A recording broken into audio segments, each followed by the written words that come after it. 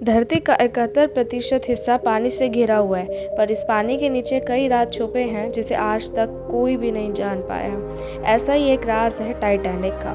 Titanic के डूबने के 73 साल बाद तक ये किसी को भी पता नहीं चल सका कि आखिर टाइटैनिक अटलांटिक महासागर में किधर डूबा है।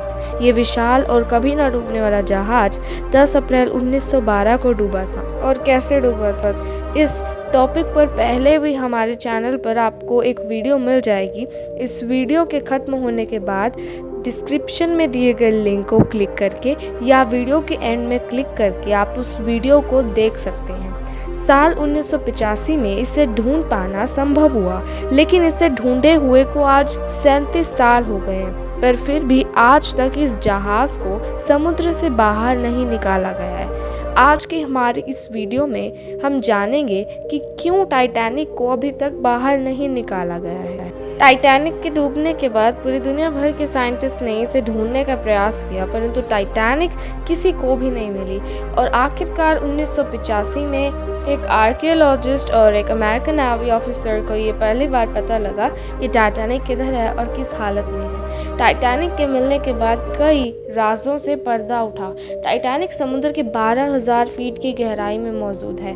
रिपोर्ट्स की माने तो यह जहाज़ डूबने से पहले सही सलामत था, लेकिन जहाज़ के आगे वाले तरफ छेद हो जाने के कारण पानी आगे की तरफ ज़्यादा भरा, जिसकी वजह से जहाज़ आगे की तरफ से पानी के अंदर डूब रहा था और धीरे धीरे जहाज़ का आगे का हिस्सा पूरी तरह पानी में डूब गया और पीछे वाला हिस्सा ऊपर की ओर उठ गया और ज़्यादा भार होने के कारण जहाज़ 2 टुकड़ों में टूट गया। जब खोजियों ने इस जहाज़ को ढूंढा और इसकी हालत देखी, तब उन्हें यह पता लगा कि टाइटैनिक में ऐसी कई चीज़ें हैं जो आज भी वैसी की वैसी ही हैं। बाहर निकालने के अनेकों प्रयास किए गए, पर हमेशा ये प्रयास असफल हुए हैं। आज की एडवांस टेक्नोलॉजी भी इतनी सक्षम नहीं है कि वह इस टाइटैनिक को समुद्र से बाहर निकाल सके।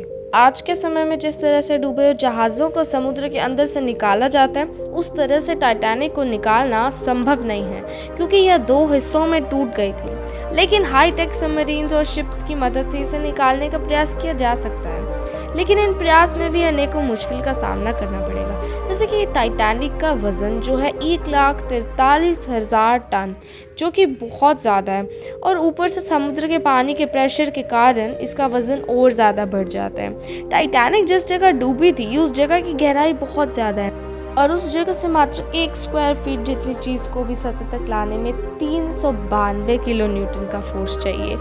लेकिन वैज्ञानिक आज तक इतनी पावरफुल सबमरीन या मैग्नेट नहीं बना पाए हैं जो इतनी गहराई से टाइटैनिक को बाहर निकाल सके। टाइटैनिक को बाहर निकालने का कोई उपाय नहीं सूझ रहे थे और सब प्रयास असफल हो रहे थे। तब दुनिया भर से लोग अपने आइडियाज़ को लेकर आए और वो काफ़ी मज़ेदार आइडियाज़ थे, जिसमें से पहला प्लान यह था कि टाइटैनिक को पिंग पोंग बॉल की मदद से समुद्र की सतह तक लाया जाएगा। वैज्ञानिकों ने यह उपाय सोचा कि टाइटैनिक को पिंग पोंग बॉल से भर देंगे, जिसकी वजह से यह बॉल ऊपर की तरफ दबाव डालेंगी और टाइटैनिक धीरे धीरे पानी की सतह तक आएगी और किसी बड़े मैग्नेट की मदद से टाइटैनिक को बाहर निकाल लिया जाएगा।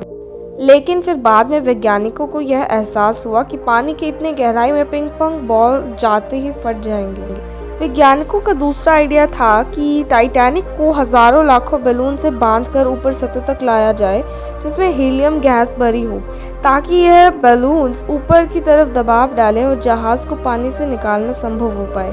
लेकिन इतनी गहराई में इन बैलून्स के अंदर हीलियम गैस भरना असंभव था, जिसकी वजह से यह तरकीब भी नाकामयाब हो गई। आखिरकार अमेरिका में रहने वाले एक इंजीनियर जॉन पियरे ने यह तरकीब लगाई कि बर्फ़ की डेंसिटी पानी से कम होती है, जिसकी वजह से बर्फ़ पानी में तैरता है। और ऐसे में उन्होंने यह तरकीब लगाई कि जिस जगह पर टाइटैनिक डूबा, अगर उस जगह का पानी को किसी तरह से बर्फ़ में तब्दील कर दिया जाए तो टाइटैनिक ऊपर आ सकता है। उन्होंने बताया कि ये काम में बहुत अधिक मात्रा में लिक्विड नाइट्रोजन की ज़रूरत पड़ेगी और ये आइडिया कमाल का था।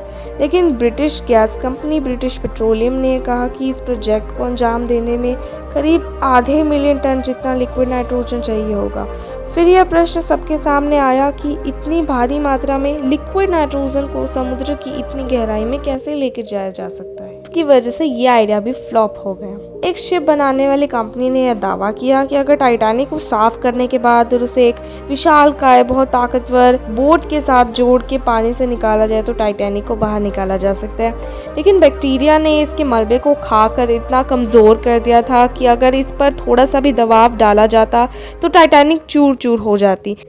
यह भी दावा किया जाता है कि आने वाले कुछ सालों में टाइटैनिक का अंश भी हमें देखने को नहीं मिलेगा, क्योंकि ये बैक्टीरिया टाइटैनिक को पूरी तरह से खा जाएंगे। इस प्रोजेक्ट में काफ़ी बिजली की आवश्यकता भी होती और इसके लिए एक पावर प्लांट समुद्र के अंदर बनाना पड़ता, पर जो कि संभव नहीं था। कई वैज्ञानिकों ने एक फ्लोटिंग पावर प्लांट बनाने की बात करी, पर पानी के दबाव के कारण बिजली की तारें फट जाएंगी और इस प्रोजेक्ट को अंजाम देने में इतना पैसा खर्च होगा कि कोई कल्पना भी नहीं कर सकता। टाइटैनिक कई समुद्री जीव जंतुओं का घर बन चुका है, इसलिए यूनेस्को ने साल 2001 में इसे अंडर वाटर कल्चरल हेरिटेज घोषित कर दिया है। इस जहाज़ को निकालने में जितना खर्च होगा, इतने में टाइटैनिक से भी बड़ा जहाज़ बनाया जा सकता है, इसलिए कोई भी कंपनी ऐसी बेवकूफ़ी नहीं करेगी। वैसे आप लोग क्या चाहते हैं कि टाइटैनिक को म्यूज़ियम में रखा जाए ताकि हम लोग भी टाइटैनिक को असल में देख पाएँ? कमेंट्स में बताइए। धन्यवाद।